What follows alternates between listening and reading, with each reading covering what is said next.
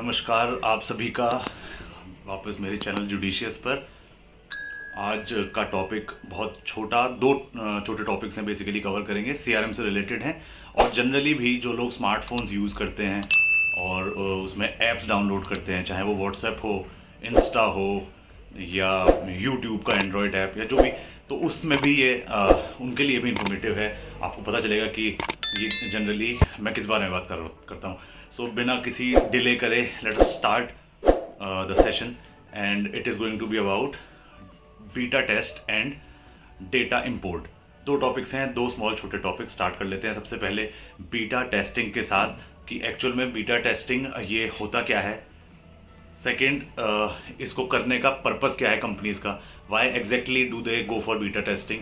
Plus जब भी कोई कंपनी बीटा टेस्टिंग करती है तो एक रेडीनेस चेकलिस्ट के नाम से एक इसके साथ कंपोनेंट होता है, उसमें क्या क्या चीज़ें होती हैं और फिर लास्ट में देखेंगे कि how to actually perform a beta test. So first, before moving ahead, ये आपकी स्क्रीन पर कुछ स्क्रीनशॉट्स हैं जो मैंने यहाँ पर शेयर करे हैं। व्हाट्सएप मैसेंजर यहाँ पर बोल रहा है, लोगों को इनवाइट कर रहा है to become its tester. Second, YouTube अपने एंड्रॉयड ऐप के लिए it is inviting participants to become a tester for the same.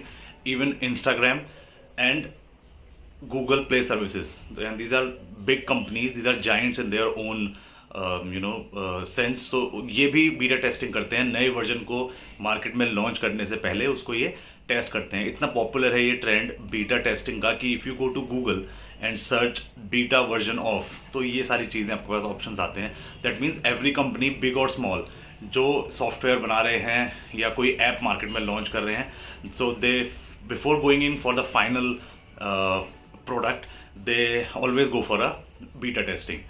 ठीक है, तो बेसिकली बीटा टेस्टिंग है क्या, ये एक एक्सेप्टेंस टेस्टिंग टाइप है जिससे कंपनीज अपने प्रोडक्ट के अंदर वैल्यू एडिशन करते हैं by taking a feedback from the end user, intended real user, और प्रोडक्ट को वैलिडेट करा जाता है 4 पैरामीटर्स पर, उसकी फंक्शनैलिटी के ऊपर, उसकी यूजेबिलिटी के ऊपर, कितना रिलायबल है वो और कितनी उसकी कंपेटिबिलिटी है।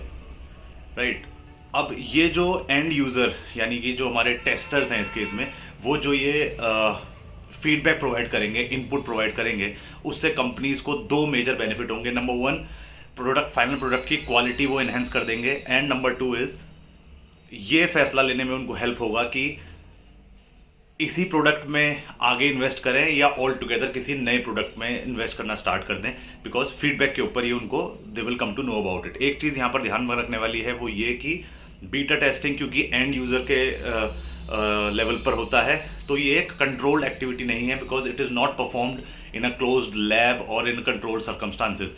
एंड यूज़र तक हम बीटा वर्जन देंगे और फिर वो उसको यूज़ करेगा अपने अकॉर्डिंगली। राइट, तो ये एक कंट्रोल्ड एक्टिविटी बिल्कुल भी नहीं है। फाइन, नाउ ट्रू एक्सपीरियंस जो होगा एंड यूज़र का वो मिल जाएगा कंपनीज को जब उन्होंने वो प्रोडक्ट एक्सपीरियंस करके देखा। एक 360 डिग्री व्यू मिलेगा कंपनी को about their this app. Company के मार्केटिंग मैनेजर फोकस करेंगे कि टारगेट मार्केट का ओपिनियन क्या रहा प्रोडक्ट के बारे में। यूजेबिलिटी इंजीनियर फोकस करेंगे कितना ईजी था उस प्रोडक्ट को यूज़ करना।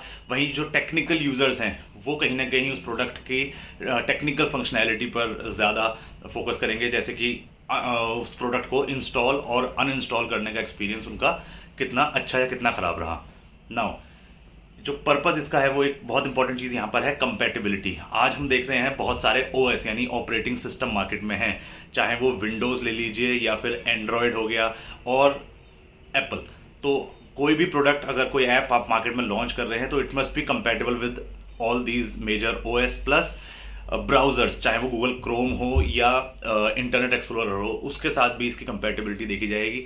प्लस आजकल there are mobile phones, then there are tablets या फैबलेट्स और पीसी, तो इन सब पर उस प्रोडक्ट की कंपैटिबिलिटी देखी जाएगी।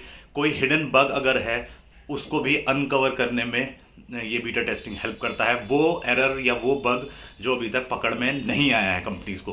प्लस इम्प्रोवाइजेशन करने में प्रोडक्ट के लिए ये हेल्प करेगा। राइट, अच्छा, एक मैंने बात करी थी रेडीनेस चेकलिस्ट की। जब भी कोई बीटा टेस्टिंग के लिए प्रोडक्ट या जाता है कोई एप्लीकेशन, तो एक रेडीनेस चेकलिस्ट प्रिपेयर करी जाती है, शेयर करी जाती है लॉन्च से पहले। राइट, तो ये रेडीनेस चेकलिस्ट में बेसिकली होता क्या है, हमें ये देखना होगा, कंपनीज ये देखती हैं कि सारे कंपोनेंट्स उस ऐप के वो चल रहे हों।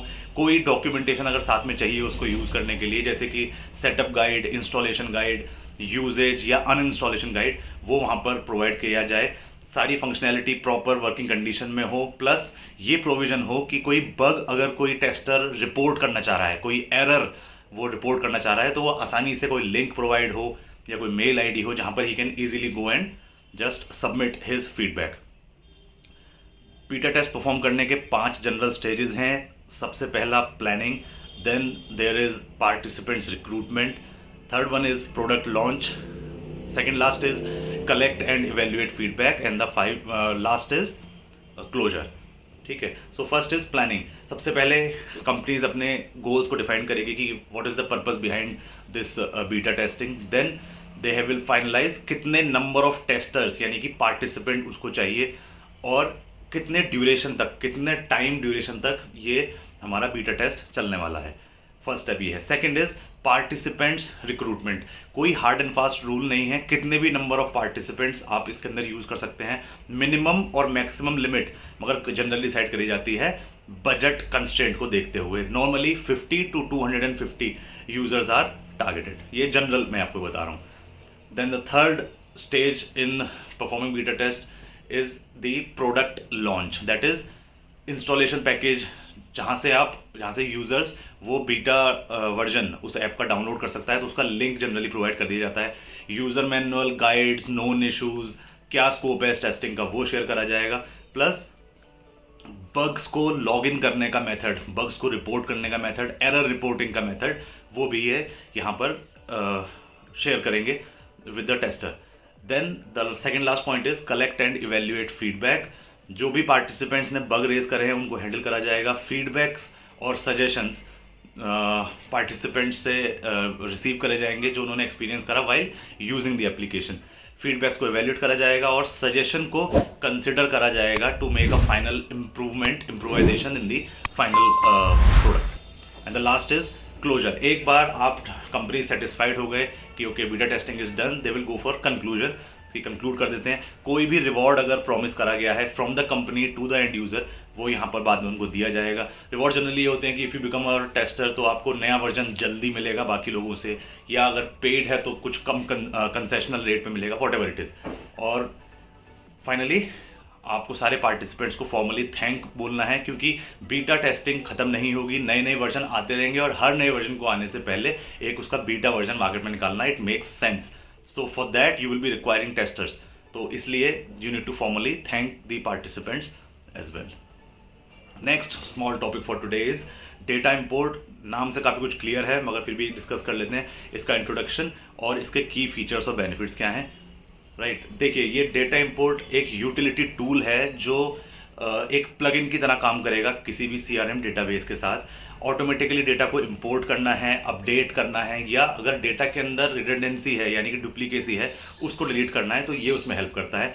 अलग अलग सोर्सेज से, अलग अलग फॉर्मेट से ये डेटा एक्सट्रैक्ट करने में कैपेबल होता है। जैसे मैंने बताया, it can be used for importing data from different sources, auto schedule daily updates, delete duplications, get error reports on every record that did not upload, error report को filter करने का काम भी करेगा, entries को add करना, remove करना, update करना, it can be done, data categorization भी plugin software कर सकता है, reset fields to specific format and even import multiple formats. And the key features and benefits आपने देख ही लिया। क्विक है, रिलायबल है, बहुत फास्ट ये डेटा इंपोर्ट कर देगा। Thousands of data it can be imported with in seconds. Data entry और अपडेट का टाइम ख़त्म हो जाएगा। अगर यही काम कोई ह्यूमन इंटरवेंशन से करें या मैन्युअली करें टाइप करके, चांसेस एरर के रहेंगे, मगर वो यहाँ पर रिमूव कर दिए जाएंगे। मेजरेबल है, सेटअप करने में टाइम कम लगता है, और डेटा की सिक्योरिटी और कंट्रोल्ड एक्सेस भी ये प्रोवाइड करने में कैपेबल है। So that was all the 2 topics that we covered today. Thank you for watching. Follow the channel if you are not doing it already, and stay tuned for more such videos. It's me, Amit Sharma, signing off. Thank you so much.